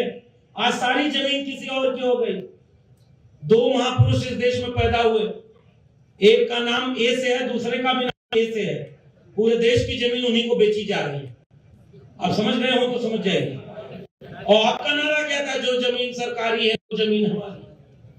जो जमीन को जोते बोए वो जमीन का मालिक होए, शिक्षा पर जो खर्चा हो बजट का 10वां हिस्सा हो, सबको शिक्षा सबको काम वरना होगी नींद हराम। सबको शिक्षा दे न सके तो वो सरकार निकम्मी है, और जो सरकार निकम्मी है वो सरकार बदलनी है। बदल पाए? बदल रहे थे, मशीनें बदल गई और मशीनों नहीं बदल पा रहे। महाराष्ट्र के लोगों एक बार की बधाई। उत्तर प्रदेश एक नागरिक जो दिल्ली में रहता है, नागरिक तो खैर भारत के हैं, उसकी एक बधाई ले लो। आप दुनिया के पहले राज्य हो जिसमें जितनी जनसंख्या है उससे ज्यादा वोटर है। देशमुख साहब से अभी बात हो गई, मैं आपको बधाई देने आया। ऐसा दुनिया में कहीं नहीं हो भाई। पैदा होते ही आपके यहाँ बच्चा वोट देता है, और कुछ लोग जो पैदा भी नहीं हुए हैं उनका वोटर कार्ड पहले से तैयार, और जो मर गए हैं वो तो आते। एक बात बता दो, हल्की फुल्की कुछ बात कह के विदा लूंगा। बहुत ज्यादा दवाई भी एक ही दिन नहीं पिलानी चाहिए। एक बार एक व्यक्ति वोट डालने आया और कहा कि इसमें देखना जरा सुनीता देवी वोट डालकर चली गई क्या? तो आगे से उसने चेक किया, कहा हाँ सुनीता देवी तो वोट डालकर चली गई, और रोने लगा। सामने से आवाज आई, क्यों रो रहे हो? कहा 15 साल उसको गए हो गया, हर बार आती है केवल वोट डालकर चली जाती है, मिल नहीं पाता हूं उससे। इस देश में क्या हो सकता है भाई? और आपके सामने ये सब हो रहा है, बचा पाए? एक बार हमारे जिले इलाही चर्चा कर रहे थे, विद्यार्थी से परीक्षा पर चर्चा करते हैं वो। जब परीक्षा आए तो घबराना मत, जैसे मैं नहीं घबराया। हालांकि मेरे जीवन में कोई परीक्षा ही नहीं आई, क्योंकि मैं गया ही नहीं, लेकिन मैं तुमको सिखाने आया हूं कि परीक्षा आए तो घबराना मत, मेहनत से पढ़ना। कुछ भी हो जाए, कोई भी चीज नहीं हो, कोई सवाल पूछना मुझसे पूछो। परीक्षा पर चर्चा, बताओ तुम्हें किस चीज से डर लगता है? तो कहा क्वेश्चन पेपर से डर लगता है। तो उसने कहा नहीं। तो सामने एक बच्चा शरारती बैठा था, उसने कहा सर बैलेट पेपर से डर लगता है। समझदार को इशारा काफी है। जहां मशीन बनी वो देश भी मशीन से वोट नहीं डालते। और जो दुनिया का सबसे पुराना लोकतंत्र कहा जाता है, एक वो मशीन पता नहीं, जो कौम अपने वोट और अपने नोट की हिफाजत नहीं जानती, वो कभी हुक्मरान नहीं बन सकती। इस बात को कहीं दर्ज कर लीजिएगा। आपकी नोट कौन ले जा रहा है और आपका वोट कौन ले जा रहा है। अगर आप इन दोनों की हिफाजत नहीं कर पाए तो फिर ये भाषण, ये कार्यक्रम किस बात के? केवल एक गौरव बोध के कार्यक्रम है कि हमारे पुरखे बड़े लायक थे। हमारे 25 साल बाद की पीढ़ी हमको कैसे याद करेगी कि हम इतने नालायक थे कि पुरखों ने जो कुर्बानी देकर हासिल किया था उसे हम बचा भी नहीं पाए, संविधान बचा भी नहीं पाए। और सच बताऊं, संविधान बचाने लायक भी नहीं बचा हुआ है। गलत न कहूं तो बताइएगा, केवल ऊपर से कवर बचा हुआ है, अंदर से खोखला हो चुका है। लेकिन इतना है कि कार्यक्रम हो रहा है और मैं बोल रहा हूं, संविधान इतना है। अगर इतना भी बचाए रखना है तो सोचिए कि करना क्या होगा। बाबा साहब अम्बेडकर जिस आइडिया ऑफ इंडिया की रिले मशाल को बुद्ध से कबीर, कबीर से रैदास, पलटू दादू, भीखा बुल्ले शाह से होते हुए वो रिले मशाल ज्योतिबा फूले के हाथ में आई, उन सब ने उसमें रोशनी भरी और उन सब ने रोशनी भर करके यहां तक पहुंचाई। डॉक्टर अंबेडकर ने उसमें संविधान की एक रोशनी दी। 75 साल आजादी का अमृत काल चल रहा है, कहां है वो रोशनी? डॉक्टर अंबेडकर का वो भाषण याद आता है कि आज बड़ी मुश्किल से कार्रवाई यहां तक लाया, इसे पीछे मत जाने देना, आगे ले जाना, और अगर आगे न ले जा पाओ तो इसे यहीं छोड़ देना। मैं लिख के रखिएगा, मैं कह के जा रहा हूं, हमारी आंखों के सामने डॉक्टर अंबेडकर का कारवां मीलों पीछे ले जाया जा चुका गया है। हमें बस पता नहीं चलता, क्योंकि हमारी नौकरी अच्छी, हमारे तन बदन पे कपड़ा अच्छा, हमारा क्या नुकसान। इसलिए जो सक्षम है वो लड़ाई लड़ रहा है। और मेरे लोगों, ये बात याद रखना, पढ़े लिखे लोगों ने, बाबा साहब ने 1956 में भी कहा था, धोखा दिया था। मैं ये नहीं मानता, इतने पढ़े लिखे लोग आज बाबा साहब को याद भी कर रहे हैं और अपने समाज के लिए काम भी कर रहे हैं। इसलिए बाबा साहब आज होते तो एक सुकून तो जरूर कर रहे होते कि उतना धोखा नहीं दिया है। लेकिन जिम्मेदारी भी इन्हीं की तो सबसे ज्यादा थी।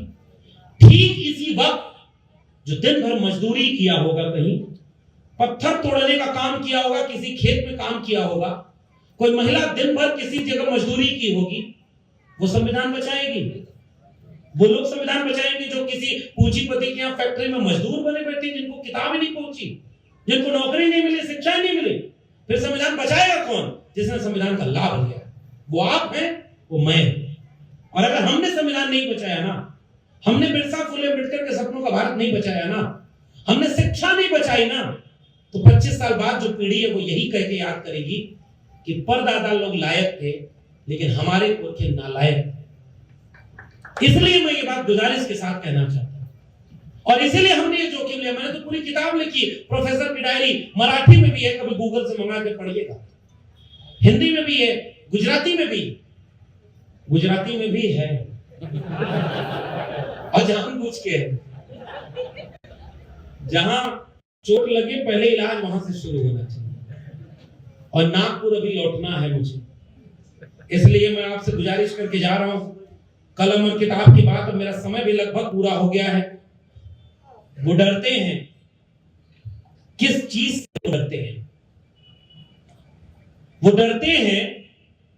वो किस चीज से डरते हैं? तमाम धन दौलत, गोला बारूद, पुलिस फौज के बाद भी वो डरते हैं कि एक दिन निहत्थे और गरीब लोग उनसे डरना छोड़ देंगे। और इसीलिए वो निहत्थे और गरीब लोगों को और गरीब बनाने पर तुले हुए हैं।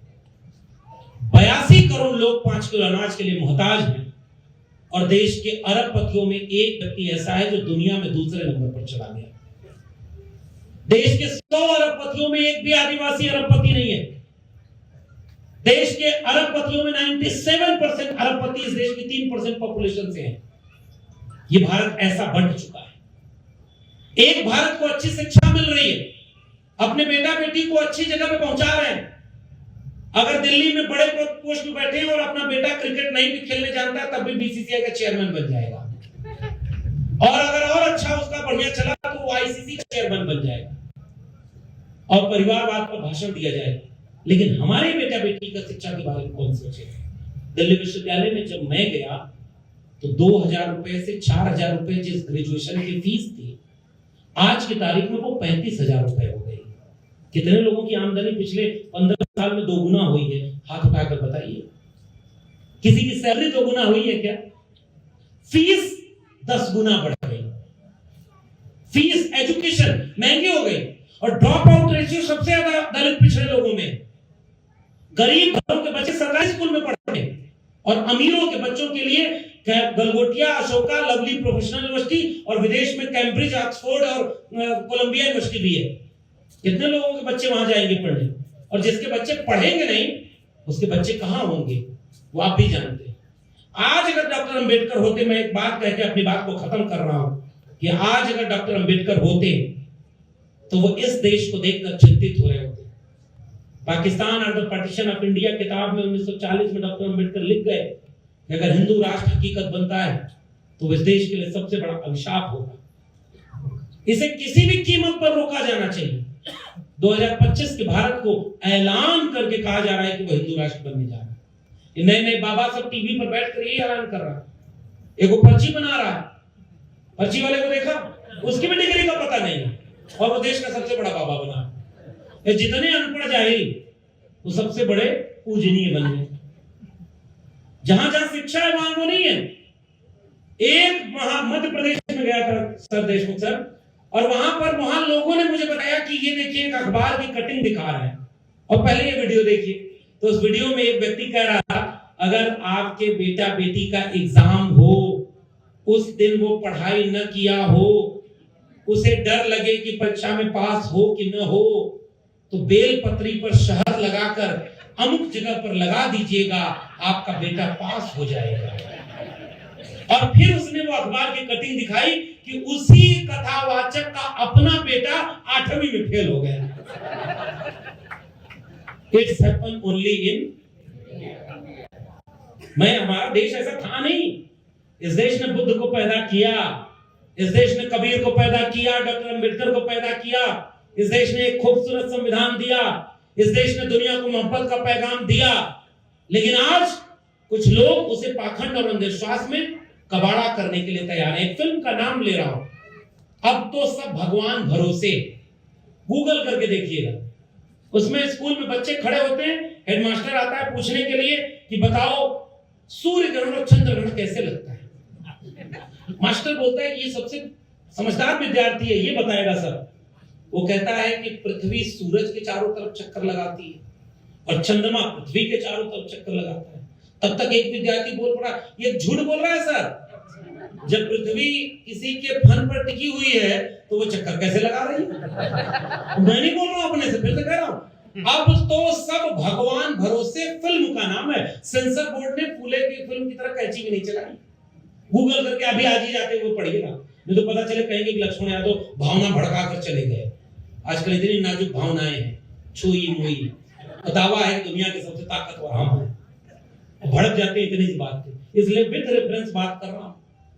उस फिल्म में आगे दृश्य में कहा गया कि वो जब पढ़ा हुआ विज्ञान पढ़ा हुआ लड़का बोला कि जब तीनों एक दिशा में आ जाते हैं तो सूर्य, पृथ्वी और चंद्रमा तीनों एक दिशा में आ जाते हैं तो चंद्रग्रहण लगता है। दूसरा बच्चा बोला गलत बोल रहा है सर, जब राहु केतु को खा जाता है तब चंद्रग्रहण लगता है।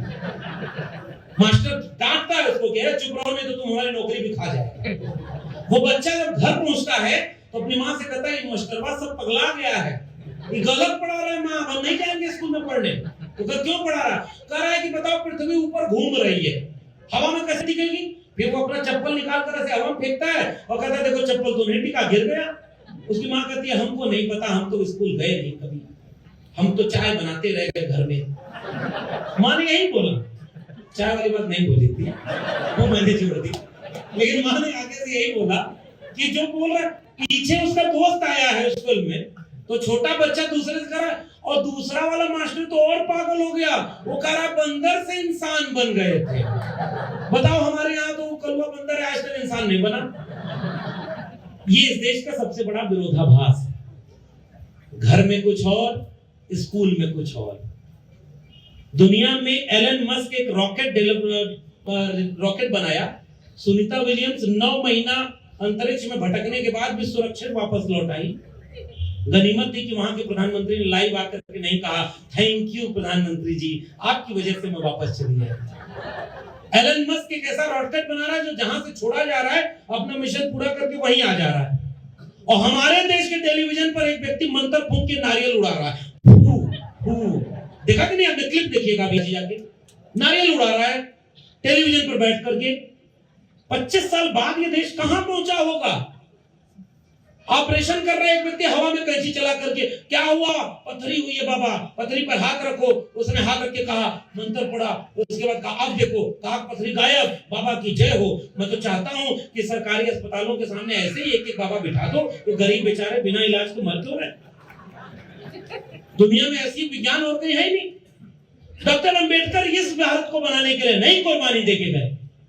हम ये चाहते हैं हॉस्पिटल में इलाज होता है, आज सर दर्द होगा तो टैबलेट खानी पड़ेगी, मंत्र से नहीं। विज्ञान अलग चीज, आस्था अलग चीज। आपको आस्था माननी है, खूब मानिए, जिसको मंदिर जाना है वो खूब जाए। हम उनका विरोध में एक शब्द नहीं बोलते। हम आपके भगवान पर एक टिप्पणी नहीं करेंगे। आप अपने भगवान की इबादत करिए। एक मुसलमान नमाज पढ़ता है, उसको पढ़ने दीजिए। एक रोड पर आप कहोगे कि नमाज नहीं पढ़ सकते और डीजे बजा करके तलवार लहरा सकते हो? ये देश यहां पहुंच गया। और फूले अम्बेडकर को मानने वाले कहां हैं कि वो आग हमारे घर तो पहुंचेगी नहीं। इसलिए मुसलमानों को जब मारा जाएगा तो हम नहीं बोलेंगे, दलितों को मारा जाएगा तो पिछड़े नहीं बोलेंगे, आदिवासी को मारा जाएगा तो दलित पिछड़े दोनों नहीं बोलेंगे। शिक्षा पर जब लड़ाई होगी तो किसान नहीं बोलेंगे, किसानों पर जब आंदोलन होगा तो विद्यार्थी नहीं बोलेंगे, मजदूर जब लड़ेंगे तो किसान उनका साथ नहीं देंगे। सब अलग अलग लड़ रहे, इसलिए सब बारी बारी मारे जा रहे। जलते घर को देखने वालों, फूस का छप्पर आपका है, आग के पीछे तेज हवा है, आगे मुकद्दर आपका है। उनके कत्ल पे मैं भी चुप था, मेरा नंबर अब आया, मेरे कत्ल पे आप भी चुप हो, अगला नंबर आपका। और इसलिए मैं अपनी बात को खत्म कर रहा हूं। उसड़ के लोगों, आपने इतने मोहब्बत से, शांति से सुना, लेकिन कोई कंफ्यूजन नहीं होना चाहिए। हम लोग बुद्ध को मानने वाले लोग इस देश से हिंसा को खत्म करने के लिए यहां पर एकजुट हुए हैं। हम चाहते हैं कि तलवार किसी के हाथ में ना हो, कलम हर हाथ में हो, और हम कलम की बात करने के लिए यहां आए। शिक्षा हो हर देश के नागरिक को, लोग पढ़ें, आगे बढ़ें, सब अपने धर्म को माने, जिसको जो मानना है माने। महात्मा फूले ने कितना बढ़िया एक सत्य धर्म की बात कर दी। सब अपने अपने धर्म को माने, कोई एक धर्म को दूसरे धर्म से मत लड़ाओ। ये पहली गुजारिश। दूसरी गुजारिश, अपने आने वाली पीढ़ी के बच्चों को अपने इतिहास से वाकिफ कराओ, वरना कुछ दिन बाद आपके बच्चे ही कहेंगे कि जाति के नाम पर अन्याय आपके साथ हुआ होगा, हमारे साथ तो कुछ नहीं हुआ, और उसको पता ही नहीं होगा कि ये लड़ाई लड़के यहाँ तक कैसे पहुंचे। इसलिए अपने लेखकों का, अपने महापुरुषों की जीवनी घर घर पहुंचाइएगा। और अगर आप सक्षम हैं तो यूनिटी बनाइए। दलित दलित से लड़ रहा, पिछड़ा पिछड़े से लड़ रहा, और सब बटे हुए। मैं आपसे गुजारिश करके आखिरी में एक पैगाम, एक गुजारिश, अगर 10 बातों में से 5 बातों पर हमारी सहमति नहीं है, दलित की सहमति ओबीसी से नहीं, ओबीसी की सहमति दलित से नहीं, आदिवासी से, इन दोनों की नहीं, मुसलमान से आपकी नहीं, गरीब कमजोर किसान से आपकी नहीं, तो 5 बातें छोड़ दीजिए। जिन 5 जगहों पर एक अगर है, शिक्षा आपको भी चाहिए, रोजगार आपको भी चाहिए, संविधान आपको भी चाहिए, मोहब्बत प्रेम का भारत आपको भी चाहिए, और बुद्ध फूले पेरियार के सपनों का भारत आपको भी चाहिए, तो आइए इन 5 बातों पर एक हो जाए। बाकी जो हमें और असहमति है उसके लिए कभी बाद में मौका मिलेगा तो लड़ेंगे। न्यूनतम सहमति पर अधिकतम एकता बनाइए, ये मेरी गुजारिश है। मैक्सिमम एग्रीमेंट नहीं होना चाहिए। अगर हम न्यूनतम रूप से सहमत होंगे तब जाकर के हम एक ऐसा भारत बना पाएंगे जहां एकजुटता होगी। वरना मैं आपसे कह के जा रहा हूं, जिनसे लड़ाई है 100वां साल उनका पूरा हो गया। आपका एक संगठन कोई ऐसा है जो 100 साल बाद थोड़ा भी सक्षम हो तो मुझे बता दीजिए। उन्होंने जो करना था वो किया, हमने जो करना था हमने नहीं किया।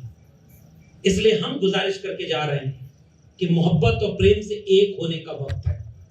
और अपने बच्चों के लिए क्या छोड़कर जाएंगे?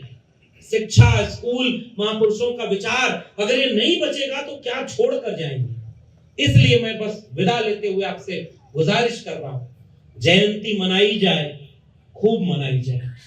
जय भीम, जय ज्योति, जय संविधान बोला जाए, खूब जोर जोर से बोला जाए, क्योंकि इस नारे से बहुत लोगों को डर लगता है। जय ज्योति, जय भीम, जय संविधान का नारा इस देश के 90% कमेरा लोगों के एकजुट होने का नारा है।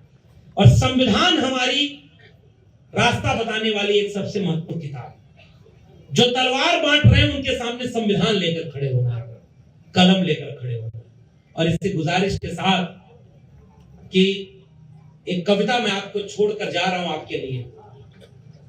मैं नहीं तसल्ली झूठ मूठ की देता, हर सपने के पीछे सच्चाई होती है। हर दौर कभी तो खत्म हुआ ही करता है, हर मुश्किल कुछ तो राह दिखाई देती है। अब तक चलकर आए हैं इतने लाख वर्ष, तो आगे भी चल करके ही हम जाएंगे। आएंगे उजले दिन, जरूर आएंगे। उसी उजले दिन को लाने के लिए बुद्ध ने कोशिश की, फूले पेरियार ने कोशिश की, हम भी कोशिश करें। आइए एकजुट हो जाएं, दुख में शामिल हो किसी के, सुख में शामिल हो, और एक ऐसा भारत बनाएं जो मोहब्बत और प्यार से रहे, शिक्षा की बात करे, चेतना की बात करे, प्रज्ञा की बात करे, प्रेम की बात करे, ताकि जंगल में आग लगी, चिड़िया एक अपने चोंच के एक बूंद पानी से आग बुझा रही है। मेरी कोशिश को मैं इसी में समेट रहा हूं। बाकी चिड़िया हंस रही थी, कितनी बड़ी जंगल की आग को तुम्हारी चोंच के एक बूंद पानी से बुझ जाएगी क्या? उस चिड़िया का जो जवाब था वो मेरा आखिरी वाक्य है। उस चिड़िया ने कहा कि मुझे पता है कि जंगल में आग मेरे चोंच के एक बूंद पानी से नहीं बुझेगी, मगर जब इस जंगल की आग का इतिहास लिखा जाएगा तो मेरा नाम आग लगाने वालों में नहीं, आग बुझाने वालों में शामिल होगा।